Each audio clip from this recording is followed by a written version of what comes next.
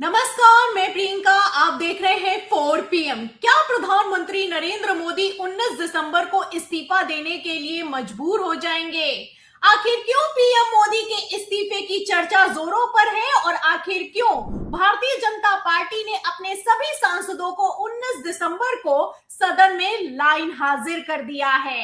एक एक करके सारे सवालों के जवाब आपको बताएंगे। प्रधानमंत्री नरेंद्र मोदी को लेकर क्या बड़ा खुलासा होने वाला है और खुलासे से पहले ही कैसे पीएम मोदी की कुर्सी को लेकर अमित शाह और सीएम योगी आदित्यनाथ आपस में भिड़ गए हैं, इस पर भी चर्चा करेंगे। चर्चा करने के लिए हमारे साथ मौजूद हैं दैनिक भास्कर के वरिष्ठ पत्रकार, political editor KP Malik sir. उनका स्वागत करते हैं और समझने की कोशिश करते हैं कि क्या है वो अमेरिका का कनेक्शन जिसके खुलने पर मोदी जी 19 दिसंबर को इस्तीफा देने के लिए मजबूर हो जाएंगे। नमस्कार, 4 PM पर आपका बहुत बहुत स्वागत है सर। डायरेक्ट के सवाल पर आती हूं और अब सबसे बड़ा सवाल प्रधानमंत्री नरेंद्र मोदी की कुर्सी को लेकर खड़ा हो गया है।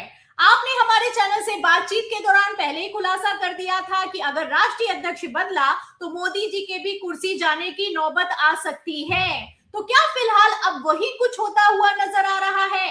खबर निकलकर सामने आई है कि 19 दिसंबर को पीएम मोदी का इस्तीफा होगा। और क्यों इस्तीफा होगा? क्योंकि अमेरिका में एप्स्टीन फाइल्स खुलने वाली है और इन फाइल्स के खुलने के बाद मोदी जी इस्तीफा देने के लिए मजबूर हो जाएंगे। तो फिलहाल क्या सर 19 दिसंबर को मोदी जी का इस्तीफा हो सकता है, पहला सवाल। और आखिर क्यों 19 दिसंबर को ही भारतीय जनता पार्टी के सभी सांसदों को सदन में लाइन हाजिर किया गया है सर? धन्यवाद प्रियंका। आपके दर्शकों को भी नमस्कार। देखिए, ये अमेरिका ने जो अभी एक नया कानून बनाया है उसके तहत जो फाइल खुलने वाली है, चर्चा है कि 19 तारीख को फाइल खुलेगी और उसमें 3 भारतीय बड़े नेताओं के नाम हैं, कुछ व्यापारियों के भी नाम हैं और कुछ चर्चा ये है कि कुछ पत्रकारों के भी नाम हैं। लेकिन मुख्य रूप से ये है कि 3 नेताओं के नाम है जिनमें चर्चा ये हो रही है कि शायद मोदी जी का भी नाम है। दूसरी चीज ये है कि जिस प्रकार से इतने कॉन्फिडेंस के साथ महाराष्ट्र के पूर्व मंत्री पृथ्वीराज चौहान ने कहा है और दावा किया है, तो कोई भी इतना बड़ा नेता जो पूर्व मुख्यमंत्री हो, केंद्रीय मंत्री रहा हो, भारतीय कांग्रेस का इतना बड़ा नेता हो, हवाई बात करे तो मुझे नहीं लगता उनके पास कुछ तथ्य होंगे और उनके पास कुछ इस तरह की सूचना होगी जिससे वो इतना बड़ा दावा कर रहे हैं। देखिए, मैंने प्रियंका पहले ही कहा कि जिस प्रकार से अमेरिका के और भारत के रिश्ते थोड़े तल्ख हैं और मोदी जी के और ट्रंप के रिश्ते आजकल वो उस तरह की चीज दिखाई नहीं देती जो पहले है। कहीं ना कहीं वो रणनीति के पीछे ट्रंप का हाथ हो सकता है और ट्रंप जानबूझ के इस तरह का कुछ दबाव बनाने के लिए मोदी जी के ऊपर इस तरह की चीजें कर सकते हैं। अब मोदी जी कहां तक दबाव में आते हैं, कितने दबाव में आते हैं, ये तो फाइल खुलने के बाद ही पता चलेगा। फाइल खुलने से पहले अगर हम कोई अटकलबाजी या उम्मीदें लगाते हैं, मुझे नहीं लगता अभी कुछ होगा। लेकिन अगर कुछ बड़ा मामला बनता है और परिस्थिति इस तरह की आती है कि सरकार के ऊपर कोई गाज गिरती है, तो उन परिस्थितियों में मोदी जी का इस्तीफा हो सकता है और उसमें भारतीय जनता पार्टी के किसी दूसरे व्यक्ति को प्रधानमंत्री बनाया जा सकता है। जैसे कि फिर हम पृथ्वीराज चौहान की बात करते हैं, उन्होंने ये भी कहा था कि कोई मराठी व्यक्ति ही भारत का प्रधानमंत्री होगा और भारतीय जनता पार्टी का ही प्रधानमंत्री होगा। तो उन परिस्थितियों में ये होता है कि सरकार तो भाजपा की ही रहेगी और मोदी जी का अगर आरोपों में नाम आ जाता है तो नैतिकता के हिसाब से वो इस्तीफा देंगे और उनकी जगह किसी दूसरे व्यक्ति को बनाया जाएगा। क्योंकि भारतीय जनता पार्टी नैतिकतावादी पार्टी है, सिद्धांतवादी पार्टी है। जब हवाला कांड में अडवाणी जी का नाम आया था तो उन्होंने तमाम पदों से इस्तीफा दे दिया था और उन्होंने ये कहा था कि जब तक मैं निर्दोष साबित नहीं हो जाता तब तक मैं किसी पद पर नहीं रहूंगा। क्या इस प्रकार का ही इस्तीफा मोदी जी देंगे और मोदी जी से हम अडवाणी जी वाली उम्मीद करें? हालांकि मुझे विश्वास कम है कि वो अडवाणी जी के सिद्धांत पे चलेंगे, लेकिन फिर भी ये हो सकता है कि अत्यधिक दबाव बन जाए और इस तरह की परिस्थिति बन जाए। तो उन परिस्थितियों में हो सकता है कि जिस तरह का उन्होंने इशारा किया है पृथ्वीराज चौहान ने, मुझे लगता है कि उनका इशारा फडणवीस या नितिन गडकरी की तरफ है। लेकिन क्या आरएसएस अभी इतनी मजबूत है कि अपने चहेते लोगों को प्रधानमंत्री बना लेगी? क्या इतना बड़ा दबाव आएगा? अब आने वाले समय में क्या होता है, इस्तीफे होते हैं नहीं होते, अभी तो भारतीय जनता पार्टी और आरएसएस में ही तल्खी चल रही है। आपने देखा कि राष्ट्रीय अध्यक्ष किस प्रकार से बनाया गया है, इसके क्या मायने हैं। जहां दावे हो रहे थे बड़े बड़े कि गुजरात लॉबी कह रही थी हमारा राष्ट्रीय अध्यक्ष होगा, संघ कह रहा था हमारा राष्ट्रीय अध्यक्ष होगा, तो दोनों की पसंद ना होके तीसरे एक व्यक्ति का नाम आना भी कहीं ना कहीं इस चीज को बढ़ावा देता है कि संघ के और गुजरात लॉबी के रिश्ते अभी थोड़े तल्ख हैं। और वो रिश्ते उतने मुलायम या उतने सॉफ्ट नहीं हुए हैं जितने हम देख के चल रहे हैं। जी बिल्कुल सर, देखा जाए तो संघ और गुजरात लॉबी में भी तलवारें खिंची हुई हैं और जिस तरीके से अचानक से कार्यकारी राष्ट्रीय अध्यक्ष बना दिया गया, उत्तर प्रदेश का प्रदेश अध्यक्ष बना दिया गया, उसके बाद सीएम योगी आदित्यनाथ का बयान भी निकलकर सामने आया है। मतलब पहली बार ऐसा हो रहा है कि बीजेपी के सबसे ताकतवर मुख्यमंत्री ने डायरेक्ट अमित शाह को खुला चैलेंज कर दिया है।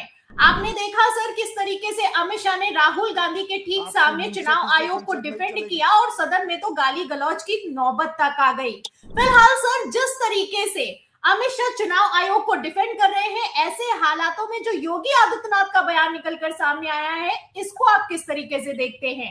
सीएम योगी का कहना है कि जो उत्तर प्रदेश में एसआईआर के जरिए 4 करोड़ नाम काटे गए हैं, इसमें 90% से ज्यादा तो हमारा वोट बैंक है। तो आपको क्या लगता है सर, क्या अब जो अंदर की लड़ाई है वो बाहर निकलकर सामने आ गई है? आखिर किस दम से सीएम योगी आदित्यनाथ ने एसआईआर को चैलेंज किया है? फिलहाल ये एसआईआर को चैलेंज है या फिर कि अमित शाह को चैलेंज है सर? देखिए ये प्रियंका, अगर आप देखें तो मैं आपको थोड़ा पीछे ले जाना चाहूंगा। जब लोकसभा के 2024 के चुनाव हुए थे, हमने लगातार बताया था कि दिल्ली में और लखनऊ में तल्खी है और उस तल्खी का नुकसान आपको उत्तर प्रदेश के चुनाव में देखने को मिलेगा। तो वो तल्खी पिछले 1-1.25 साल में घटी नहीं है बल्कि बढ़ी ही है। आज अमित शाह के और मुख्यमंत्री योगी के रिश्ते बहुत तल्ख हैं और कहीं ना कहीं उन रिश्तों को देख के ही एक बड़ा नुकसान हो रहा है। और आप उसमें एक परिणति देखते हैं कि जिस प्रकार से अभी प्रदेश अध्यक्ष बनाए गए हैं वो भी गोरखपुर से आते हैं। आदित्यनाथ, जो योगी आदित्यनाथ है वो भी गोरखपुर से आते हैं। तो एक ही जगह से दोनों को बना देना ताकि दोनों की लड़ाइयां चलती रहे, दोनों की टकराट होती रहे, तो इसमें पार्टी को बड़ा नुकसान होने की संभावना है। जिस प्रकार से चुनाव की बात कर रहे हैं योगी जी, उन्होंने कहा है कि लगभग 4 करोड़ वोट जो कट रहे हैं उत्तर प्रदेश में, उसमें अधिकतर भारतीय जनता पार्टी के वोट हैं। तो ये माना जा रहा है कि क्या भारतीय जनता पार्टी खुद अपने आप को नुकसान करने के लिए इस तरह की कोई रणनीति कर रही है?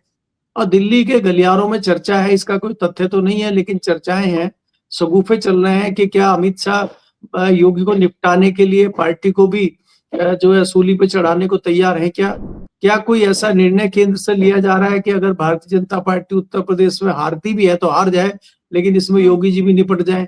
क्या ऐसा आत्मघाती निर्णय भारतीय जनता पार्टी का शीर्ष नेतृत्व ले सकता है? उसके पीछे कोई रणनीति है क्या? तो बहुत सारी चीजें दिल्ली में चल रही है, क्योंकि इसमें कोई दो राय नहीं है कि जो गुजरात लॉबी है और आदित्यनाथ जी के रिश्ते बहुत अच्छे नहीं है। तो इनको निपटाने के लिए इतना बड़ा आत्मघाती कदम भारतीय जनता पार्टी उठाएगी, क्योंकि 2027 में चुनाव है और चुनाव इस बार कांटे की टक्कर समाजवादी पार्टी के साथ होगा।